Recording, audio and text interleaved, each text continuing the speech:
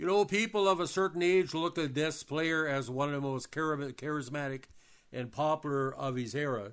What a pitcher, just like his father, well respected, loved by Boston, loved by Cleveland, loved throughout mostly, again, the American League teams because he pitched the most against them. But Louis Tiant, El Tiante, has passed away at the age of 83. The Cuban Major League Baseball right-handed starting pitcher, pitched in the big leagues for 19 years, primarily for the Indians and the Red Sox. A 229, 172 record, but doesn't tell the whole story. He was a money pitcher. He was a durable pitcher, and of course, he was well known for his turn movement on the mound that everybody mimics in 2024. He had 187 complete games and 49 shutouts. A three-time All-Star and two-time ERA champion in 68 and 72. AL leader in strikeouts per 9 innings in 67. And a leader in shutouts in 66, 68, and 74. Not in the Baseball Hall of Fame.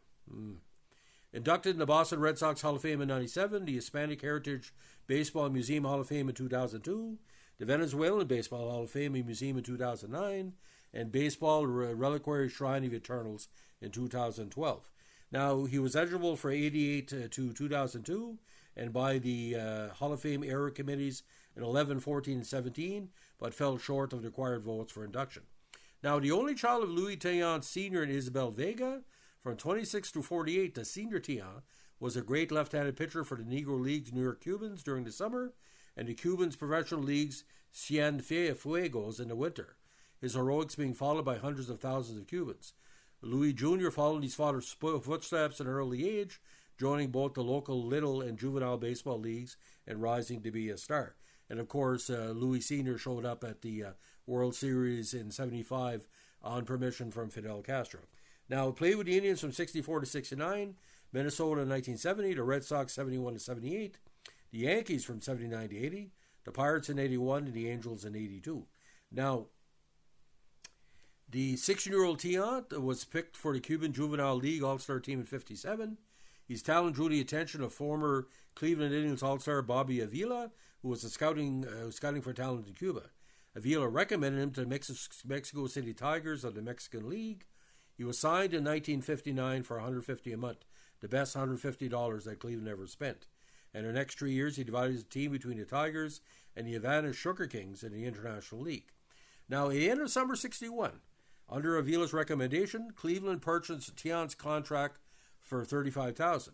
But with the rise of Fidel Castro regime in his native Cuba, specifically after heightened tensions following the U.S.-sponsored Bay of Pigs invasion in April of that year, it was impossible for Tiant to return home. He did not see his parents for 14 years until the 75 World Series. Now, Tiant progressed through the Indians farm system beginning in 62 with the Charlestown Indians, then with the Burlington Rangers, when he was one of the best pitchers in the Carolina League. A mixture of pitchers, ladies and gentlemen, but again, this is where he got his major attention. He had a 15-1 record at AAA Portland in early 64, where it included a no-hitter and a one-hitter in consecutive starts. He was eventually called up to the Indians in mid-July 64. Now, when he debuted, it was a 4-single, 11 strikeout, 3-0 shutout victory against the defending AL champion Yankees at Yankee Stadium, beating their ace, Whitey Ford, and the rest was history.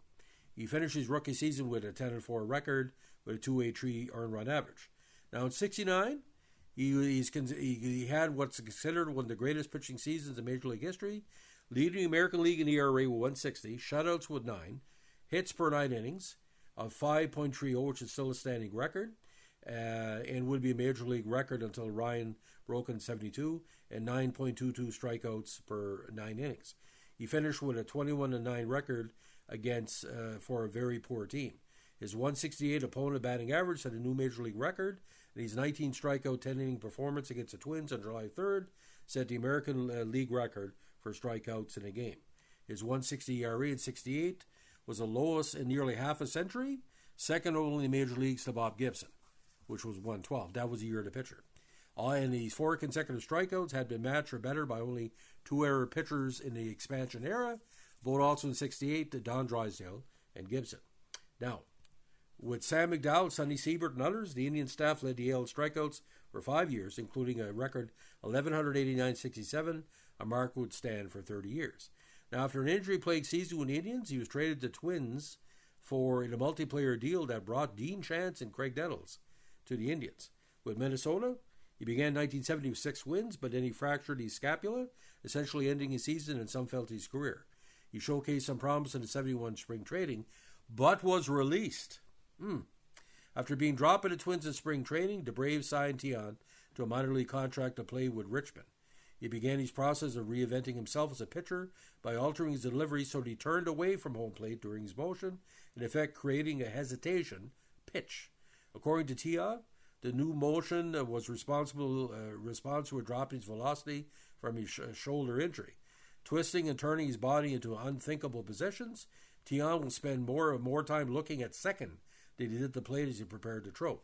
Now, pitching well at Richmond, he was acquired by Louisville Colonels, a farm team of the Red Sox. He was quickly called back up to the majors, but struggled through 71 with a 1-7 record. However, he regained his form in 72, going 15-6, and led the league in a 1.91 ERA.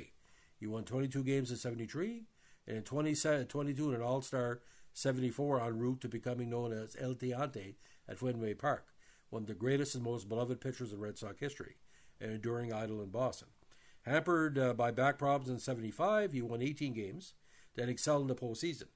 In playoffs, he bested the world champion Oakland Athletics, throwing a three-hitter in a 7-1 complete game victory, then opened against the Big Red Machine Cincinnati Reds. His father and mother were in Fenway Park in a very touching scene as they watched their son defeat the Reds 6-0 in a 5-hit shutout, having been allowed to visit from Cuba under a special visa. Tiant won Game 4 as well, throwing 173 pitches in his second complete game in the series, and had a no-decision Game 6 that has been called the greatest game ever played, ending in a dramatic Carlton Fisk 12-inning walk-off homer. He went 21-12 in 72 as an All-Star in 76, 12-8 in 77, and 13-8 in 78, furthering his status as a fan favorite and one of the greatest pitchers in Red Sox history. Now signed by a free agent by the Yankees in 78, in 79 and 80 he compiled a 21-17 record in New York over 2 seasons. Now, he then signed with the Pirates as a free agent in 81, pitching in just 9 games and going 2-5 with a 3.92 ERA. He also appeared in 21 games starts for the Pirates' AAA Portland Beavers of the PCL, going 13-7. He finished his career with a brief stint with the Angels in 82, pitching in 6 games, going 2-2. Now, he also competed in the Venezuelan Professional Baseball League in parts of 7 seasons, spanning 63-82, while combining a record of 37-24, including 29 complete games, a 2.27 ERA, and a no-hitter in 71. He was a member of the champion Leones del Caracas teams of 66-67 and 67-68, and he made into the Venezuelan Baseball Hall of Fame Museum in 2009. He also competed in Senior Professional Baseball Association in 89, initially signing with the Winter Haven Super Sox. He was subsequently traded to the Gold Coast Suns in exchange for outfielder Ralph Carr and 500 Teddy Ruxpin toy bears for use as a fan giveaway. You can't beat that. Tiant had an 0-1 record with a 5.00 ERA for the Suns. Now, he also coached for a while. He was a minor league pitching coach for the Dodgers from 92 to 95 and in the Chicago White Sox farm system in 97. During the 96 Summer Olympics, he was a pitching coach for Nicaragua. Now, he also served as a head coach for the baseball team at Savannah College of Art and Design, an NCAA Division III program from 98 to 2001, where his teams compiled a record of 55-97. In 2002, he was a pitching coach for Boston's Class A short season affiliate, the Lowell Spinners, and has continued to serve as a special assignment instructor for the Red Sox up until his passing. Now, Tiant, along with former battery mate Carlton Fisk, threw out the ceremonial first pitch before what proved to be the Red Sox title-winning Game 6 of the 2013 World Series at Fenway. Now, he also accumulated 15 saves in his career with a very impressive 3.30 ERA. Now, Tiant, again, was on the ballot from 1988 to 2002, but only peaked at 30.9% of votes in the first ballot year. According to rules, players were permitted on the ballot for a maximum of 15 years. In the 15th and final appearance on the ballot, Tiant received only 18% of the vote. Now, he was considered for induction by Hall of Fame's Golden Era Committee for 47-72 in 2011-14, and by the Modern Era Baseball Committee for the 70 to 87 era in 2017, but again fell short. The Golden Era Committee was replaced in July 2016 by a 16-member Golden Days Committee to vote from a 10-candidate ballot for the 50-69 era. The Golden Days Committee elected its first Hall of Fame members in December 2021, but Tiant was not among them. Per changes announced in the Veterans Committee process in April 2022, Tiant was going to be next considered by the Classic Baseball Era Committee for personnel active before 1980, and they're voting for the Hall of Fame class of 2025. Now, don't even want to talk about it. That'll be another 50 minutes. Tiant and his beautiful wife Maria had 3 children, Louis Jr., Isabel, and Daniel.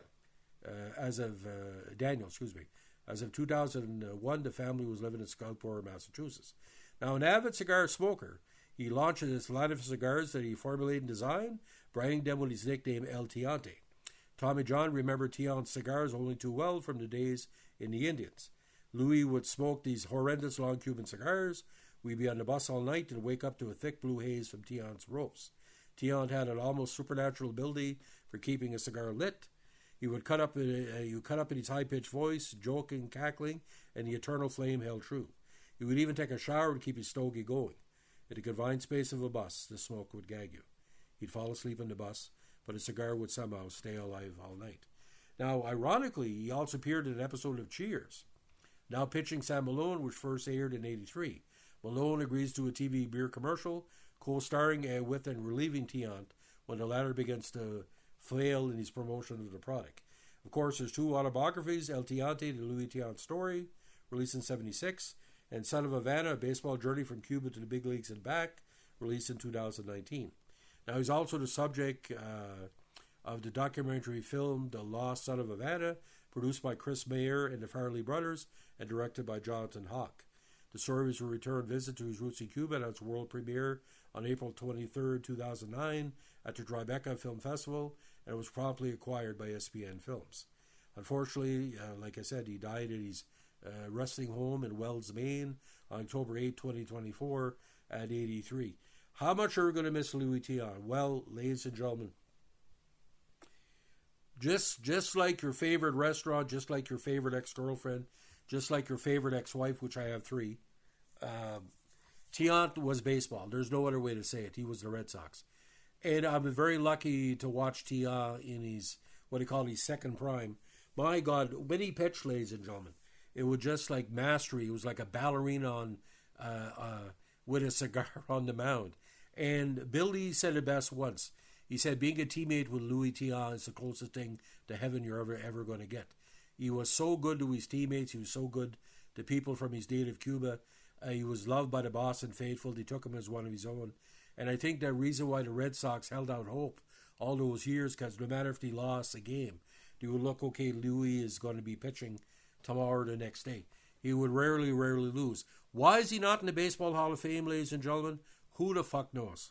Like, what do you have to do? You're an icon in Venezuela. You're an icon in Cuba. You're an icon in America. You're an icon in Canada. You're an icon to baseball fans throughout Massachusetts, New England. What else do he have to do? Like, it makes no sense. But let's celebrate his life. And if you want to say in the podcast what's your favorite Louis Tiant memory, for me, is just seeing his father wave when he was in the crowd. He said, oh boy, I think it was Tony Kubek or Gargiola. What a pitcher he was. So from the late 1920s up until the 1980s, there was a Tiant around someplace in one way or another that was a pitcher. That's amazing. And I consider him one of the most charismatic athletes of all time. It's a pleasure to do just a little bit on Tiant's legacy. He will be missed. So if you like what you're doing here, we're a baseball tribute, so let us know in a like, comment, subscribe, or share.